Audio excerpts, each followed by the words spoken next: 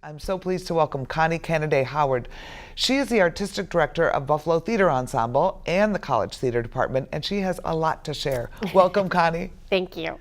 So let's talk about what's first, Godspell, with a college theater. Yes, we have just started rehearsals. We auditioned the end of April, and so we've just started rehearsals and are learning music and starting choreography, and it's a lot of fun. And how many in the cast? 16. Nice. Yes. And is it going to be traditional or? You know, it's hard to talk about Godspell traditionally because it's been done so many different ways, but it's not tie-dye. Okay. If that's traditional. We're setting it in 2019. Okay. So it's not traditional, it's modern day. In an urban setting. It's a corner lot in a city that has been transformed into an urban garden and playground. And there's a band that arrives that's setting up for a summer festival, like noontime festival, and then the person gets a call and we start the show with Prepare Ye. So, wow. And so, you know, students on their way to class, or a mom coming back from daycare, or people on the way to the office, or the construction workers across the street become a part of the cast. Oh, I love it. Yeah. Now, did this all come out of your head? Yeah. Well, I shouldn't say that. It came out of production team's head, but the germ of it, the germination of it was mine. That's fun. Yeah. It's really fun. All right, let's talk about BTE. Yeah. So let's talk about that season. What do you have coming up? It's a super exciting season. We're starting with Holmes and Watson by Jeffrey Hatcher, who's one of the country's most prolific playwrights. It was first produced 2 years ago at Arizona Theatre Company, and it is a continuation of the story of Sherlock Holmes. So it's 3 years after the Falls. And there have been, in the ensuing 3 years, there have been several people who've claimed to be Sherlock Holmes. And Watson has always been called on to either identify him or debunk it, and they've all been frauds. So he gets a call that there are, or gets a letter that there are 3 people at a asylum who all claim to be Sherlock Holmes. At a mental asylum? Yes. Oh my. And so he travels to the asylum and meets with all 3. And every piece of the show is really twisting and turning, and lots of fun. It's a really good script. It's being directed by a former student from 3 decades ago. Wow. Who's an artistic director in Arizona, actually, of Stray Cat Theater. Ron May is coming back to direct for us. He was actually a part of Arizona Theatre Company staff when it was originally produced. Oh, nice. So he's got a connection to it. So we're really excited about it. We have 3 ensemble members in it. Norm Waddell is playing Watson, Robin Coffin is playing the matron, and Kurt Nabig is playing one of the Holmes. Oh, it sounds good. And just when you think you know the answer, then the answer evolves.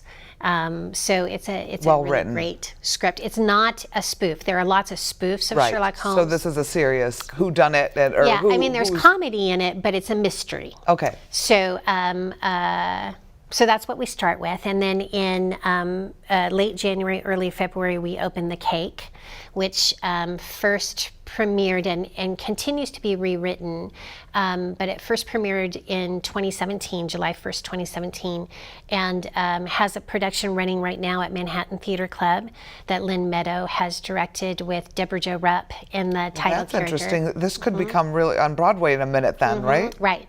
And when we applied for the rights and got the rights, we got the new script, which was just finished in March. So it's really exciting. It's set in North Carolina, which is where Becca Brunstetter is from, in Winston-Salem, and revolves around a few characters. It's a 4-character play. but it's set primarily, not entirely, but primarily in the bakery of a woman whose surrogate goddaughter, her best friend's daughter, who she knew growing up, has moved to New York, and her best friend died a few years ago. And the goddaughter comes back and asks her to bake her wedding cake. And she's very, very excited. It's going to happen in the fall. And then she learns that there are 2 brides. So there's a tension and evolution of thought amongst all of the characters. It's got tons of comedy in it, but ultimately it's talking about how do we reconcile when our beliefs don't really match everyone else's. It's an important conversation right now. I think it's great. I think it's wonderful. I think it is too. And we have some ensemble members in that. Lisa Dawn is playing the surrogate daughter. Brian Burke is playing the husband, who's a plumber. There's very funny things about that in the play of the baker, and I'm playing the baker. You are? I am, yes. You haven't told me that until right now. Yes. Awesome. So, and then in the spring, we're doing Naperville by Matt Smart, who's originally from the county. He went to high school in Waubonsee, and has really become a pretty strong force in theater. It was first produced in 2014. It had a revival at Theater Wit downtown in 2016, and it's set in Naperville. It's set during one day at a Caribou Coffee in Naperville, and the central premise is an adult son is bringing his mom in, who's had an accident recently. It's her favorite place to go. It's her coffee spot, and so he's bringing her in after having been in the hospital. The accident has caused blindness. And so she's adapting to that, probably better than he is. He's back from Seattle. And at the Caribou, he runs into a woman that he went to high school with many years ago. And everybody's sort of in transition. And then another gentleman walks in who's a friend of Candace's, the woman who's gone blind. And the manager of the Caribou ends up being there for the entire day because somebody calls in off of the shift, and it's their first day. TC's first day at this Caribou. So it's really about how to adjust when change happens. Right. And that, there's a lot to be said for the community of people that supports you. So even when you don't know you're being supported.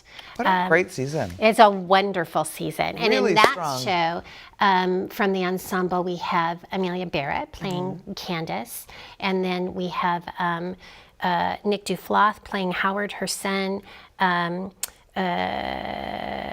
Becca Cox is playing Anne, that he went to high school with, and Robert Bailey is playing Roy, Candace's friend. So this is a great season. It is a great season. I'm really looking forward to it. And tickets are on sale now. Yes. Subscriptions are on sale right now. So if you want the best seats and you don't want to hear sold out like some people are hearing right now, last show of the season, order your tickets. So don't miss College Theater's performance of Godspell this summer. Performances run July 5th through the 14th in the Playhouse Theater. For tickets or more information for either BTE or College Theater, please visit atthemac.org or call the box office at 630-942-4000.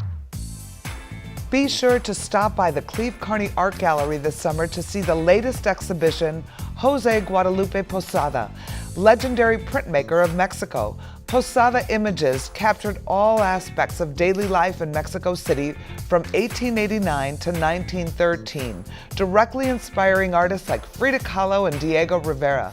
Now, over 100 years later, he continues to impact countless artists who are creating the social movement imagery of today. Come see this exhibition of over 70 iconic pieces on display June 17th through September 13th. For more information, please visit clevecarneygallery.org.